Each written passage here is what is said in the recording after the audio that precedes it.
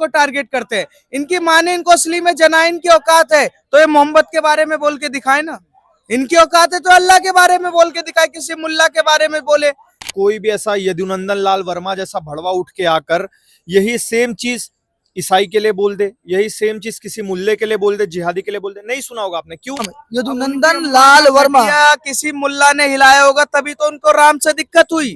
जिसके घर में चप्पल पड़ाओ पड़ा, जो झाड़ू पड़ाओ, घर से बाहर निकलो, उसके घर पे पहुंचो और जूता बजाने का काम करो। जो हिंदू एक नहीं है, हिंदू कुछ नहीं करेगा, बहुत ज्यादा गुस्सा होगा तो जाकर एक केस करवा देगा, उससे ज्यादा हिंदू कुछ नहीं करेगा। यही अगर मुसलमान के खिलाफ बोल दे, देखो आधा चेंज गायब हो जाएगा। तो जिस दिन जितने इतने हिंदुओं को मार देंगे, बताओ और कितने हिंदुओं को मारना है? जिसकी नींव ही भैया हिंदू विरोधी कार्यक्रमों से रखी गई हो, जिसकी नींव ही इफ्तार पार्टी करवा के और हज के लिए सब्सिडी दे के और मदद, तो हर उस इंसान को जो हमारे धर्म के खिलाफ बोल रहा है, जो हमारे देवी देवताओं को गालियां बक रहा है, अपमान कर रहा है, उसको ऐसे जगह पर चोट करो कि उसका सबसे भारी नुकसान हो जाए।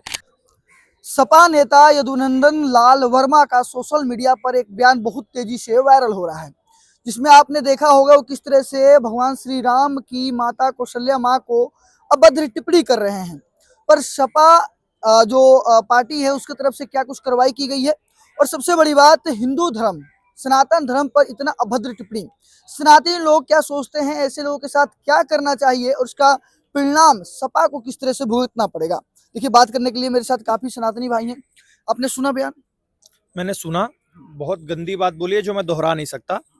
यदुनंदन लाल वर्मा बड़वा यदमुल्ला, जिसने इतनी अभद्र टिप्पणी करी, इतना गंदा सा भाषण दिया, इतना गंदा बयान दिया, और उस मंच पे दिया जहां पर ऑलरेडी हिंदू विरोधी कार्यक्रम चल रहा था, जिसको ये नीलांड बोलते हैं, भीमों का कार्यक्रम वो चल रहा था, वहां पर इसने अभद्र टिप्पणी कर दी। इसका चाहे आप दुर्भाग्य बोल दो, चाहे इसकी बदनसीबी बोल दो, चाहे इसका फूटी किस्मत बोल दो कि इसने ये बयान यूपी में दिया। अगर यही बयान इसने तमिलनाडु में दिया होता, अगर यही बयान इसने तेलंगाना में दिया होता, अगर यही बयान इसने कर्नाटक में दिया होता तो बच जाता। लेकिन यूपी में ये भूल गया था कि भैया वहां पर योगी आदित्यनाथ जी बैठे हैं, वहां पर यूपी पुलिस बैठी है जो ऐसे जिहादी सुअरों वाली मानसिकताओं को 72 हुरों के पास पहुंचाने में एक्सपर्ट है। इसने बयान दिया, इसके खिलाफ एफआईआर भी हो गई, इसको जेल में भी डाल दिया गया। लेकिन मेरा ये सवाल है हिंदुओं से, क्या आपने आज तक कभी सुना है कि कोई भी ऐसा यदुनंदन लाल वर्मा जैसा भड़वा उठ के आकर यही सेम चीज ईसाई के लिए बोल दे, यही सेम चीज किसी मुल्ले के लिए बोल दे, जिहादी के लिए बोल दे? नहीं सुना होगा आपने। क्यों? क्योंकि इनको पता है भैया कि हम हिंदुओं के खिलाफ बोलेंगे तो हिंदू क्या करेगा, बॉयकॉट का ट्रेंड चला देगा, एफआईआर करवा देगा, हमें जेल में डाल देगा। लेकिन हमारे पीछे पूरा तंत्र खड़ा है जो रातों रात हमें पैसे दे के, अपना पॉलिटिकल पावर लगा के, अपना इन्फ्लुएंस यूज करके हमें जेल से छुड़वा लेगा। लेकिन मुल्ले क्या करते हैं? सरतन से जुदा गुस्ताखे नबी की सजा आपने भी सुना होगा। कन्हैया लाल की आप देख लीजिए, तरुण की आप देख लीजिए, आपको तमाम एग्जाम्पल मिल जाएंगे कि अगर इनके धर्म के खिलाफ कोई कुछ बोल देता है, नुपुर शर्मा ने तो सच बात बोली थी, इनके बुक को कोट किया था, लेकिन आज तक वो गुमनामी की जिंदगी जी रही है। यही चीज हम हिंदुओं को भी करने की जरूरत है। मैं खुल के नहीं कहना चाहूंगा, लेकिन समझा रहा हूं भैया कि हर एक इंसान है जिसको अपनी जीव प्यारी होती है, जो अपनी जान को खोने से डरता है। तो हर उस इंसान को जो हमारे धर्म के खिलाफ बोल रहा है, जो हमारे देवी देवताओं को गालियां बक रहा है, अपमान कर रहा है, उसको ऐसे जगह पर चोट करो कि उसका सबसे भारी नुकसान हो जाए। जिस दिन हिंदुओं ने ऐसा करना शुरू कर दिया, जिस दिन सामने वाले को पता चल गया कि भैया अगर मैं हिंदुओं को टारगेट करूंगा तो मेरी सबसे प्यारी चीज मुझसे छिन जाएगी, अगर ऐसा होना शुरू हो गया, उसके बाद मैं गारंटी के साथ बोलता हूं कोई भी हिंदू के खिलाफ उल्टा सीधा नहीं बोलेगा। पर यदुनंदन लाल वर्मा जैसे लोगों में इतनी साहस आती कहाँ है कि वो प्रभु श्री राम के माता के, और इतना अभद्र, एक होता है कि उसको क्रिटिसाइज करना, उसको गलत बताना, पर इतना अभद्र बोलना, इतना हिम्मत और साहस आता कहाँ? बोल तो रहा हूं ना, हिंदुओं के दोगलापन की वजह से आता है, हिंदुओं के सेक्युलरिज्म की वजह से आता है। जो हिंदू जाति पाति में बटे हैं, कोई यादव, कोई दलित, कोई ब्राह्मण, कोई ठाकुर बन के बैठा है, इस वजह से आता है। उनको पता है कि भैया अगर मैं राम को बोल दूंगा तो भीम वाले तो वैसे ही राम को नहीं मानते, वो भी हमारे साथ आकर खड़े हो जाएंगे। यादव है वो भी आधा से ज्यादा राम से कटे हुए, वो भी हमारे साथ आके खड़े हो जाएंगे।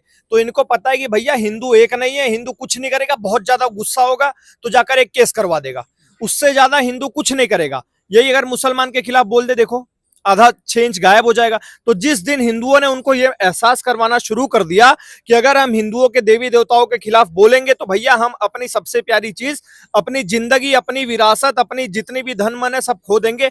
जिस दिन हिंदुओं ने ये वाला रास्ता अपना लिया, उस किसी माई के लाल में दम नहीं है कि वो हिंदू के खिलाफ बोल दे। तो आप ये कह रहे हैं कि जो हिंदू है ये सब सुन के भी अपाहिज बना हुआ है। हाँ, हिंदुओं में सेक्युलरिज्म का, भाईचारे का एक तरफा कीड़ा काटा हुआ है। और जिस दिन उन्होंने अपने पिछवाड़े से वो कीड़ा निकाल के फेंक दिया, जिस दिन हिंदू और हमें तो भैया भगवान कृष्ण के रास्ते पर चलना चाहिए। और गीता भगवान कृष्ण ने युद्ध के मैदान में दिया था, तो हमें भी वो युद्ध का मैदान अपनाना पड़ेगा। धर्मो रक्षति रक्षिता, अगर आप धर्म की रक्षा करोगे तभी धर्म आपके रक्षा में आएगा। तो अपने रक्षा के लिए भैया शास्त्र पढ़ रहे हो, बहुत अच्छी बात है, लेकिन शस्त्र उठाना भी सीखो।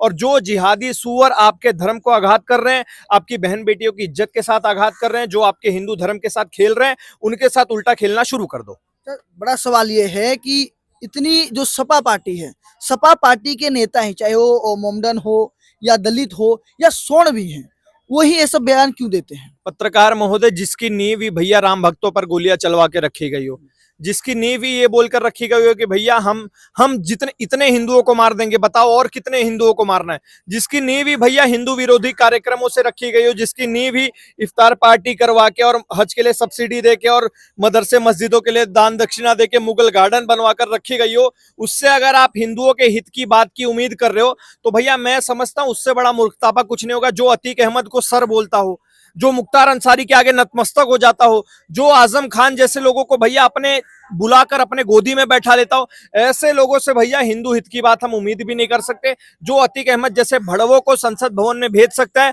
वो हिंदुओं को मरवाने में जो अपने देश को बेच रहा है, सर अतीक अहमद जैसे गुंडे जिसका पाकिस्तान के आईएसआई से लिंक है, अगर उसको संसद भवन भेज रहा है तो मैं नहीं समझता कि भैया ऐसा कोई भी नेता हिंदुओं के लिए काम करेगा।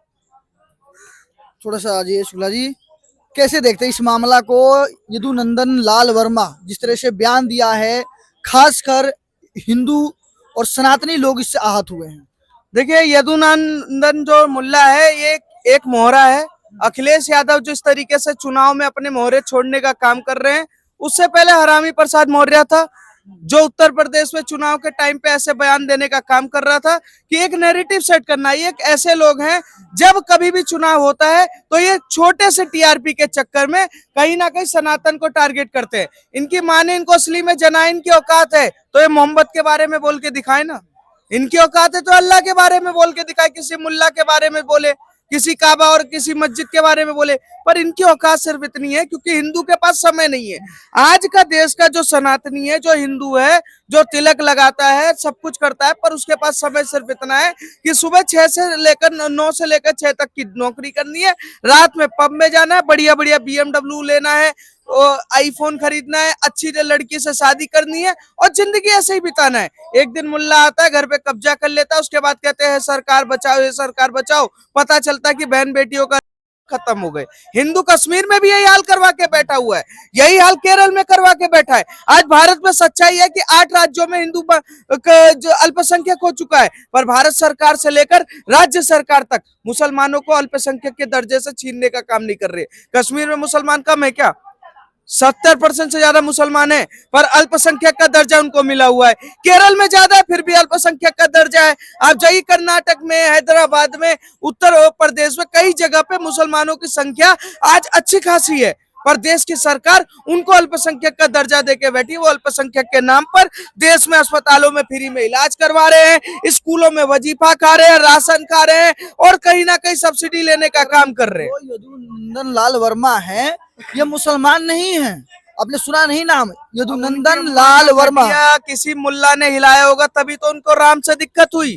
जिस राम को हम इस देश की आस्था मानते हैं, जिस राम को हम इस देश की कल्पना ना मान के आत्मा मानते हैं, जिस राम को कहीं ना कहीं भारत की एकता मानी जाती है, उस राम के बारे में जब उनकी माता के बारे में अभद्र टिप्पणी की जाती है तो आप सोचो ना कि वो यदमुल्ला का जो औलाद है उसकी माँ की खटिया पे कोई मुल्ला आया होगा। और ऐसे ही लोग पैदा होते हैं जो उस समय जब भारत हिंदू लड़ रहा था मुगलों से, तो ऐसे ही जयचंद हुए करते थे जो राजाओं को, बड़े बड़े महापुरुषों को मरवाने का काम करते थे। आज महाराणा प्रताप को अगर आप उठाओ, अगर वो नहीं लड़े होते तो हमारे सर पे टोपी होती, पर आज हम लड़ रहे हैं तो हमें मरवाने के लिए ये वर्मा जैसे पैदा हुए पड़े। और छोटी सी टीआरपी के लिए सर उत्तर प्रदेश में ये टिकट के लिए, सांसद और विधायक बनने के चक्कर में, बड़ा नेता बनने के चक्कर में ये ऐसे कुनबे पैदा होते हैं जो लगातार बयान देते हैं और इनका कोई कुछ नहीं बिगाड़ सकता। अच्छा, इनका कोई कुछ नहीं बिगाड़ योगी सकता। सरकार से क्या उम्मीद है? जो योगी आदित्यनाथ है वो खुद साधु संत है, वो राम को मानने वाले हैं, राम को पूजने वाले हैं और भगवान राम के माता पे इतना अभद्र टिप्पणी, क्या लगता है एक्शन बड़ा होगा? कैसा एक्शन देख रहे हैं? देखिए, उत्तर प्रदेश के सरकार और योगी आदित्यनाथ ने अपना एक्शन ले लिया, पर सनातनियों को अपना एक्शन लेना पड़ेगा। ऐसे कुत्ते के बीज को, नीच को मैं कहता हूँ चप्पल उतार के जहां मिले मारने का काम करो। और उत्तर प्रदेश की सरकार ने और पुलिस ने जो काम किया वो बहुत अच्छा काम किया। गिरफ्तारी की, 14 दिन बाद वो छूट जाएगा, क्योंकि संविधान में सीधा सीधा वो है, ज्यादा ज्यादा एक कस्टडी काटेगा, बाहर आ जाएगा, उसको इनाम मिल जाएगा, सांसद और विधायक का टिकट मिलेगा, वो चुनाव लड़ेगा। पर देश के हिंदुओं को, वहां के लोगों को समझना पड़ेगा कि आपके घर में कोई पड़ा हो हथियार, आपके घर में चप्पल पड़ा हो, पड़ा जो झाड़ू पड़ा हो, घर से बाहर निकलो, उसके घर पे पहुंचो और जूता बजाने का काम करो। जो देश में रहते हुए अगर किसी भी ग्रंथ के बारे में खिलाफ में बोलता है, सनातनियों को अपने आप जवाब देना पड़ेगा। कोई सुमित शुक्ला, कोई दक्ष चौधरी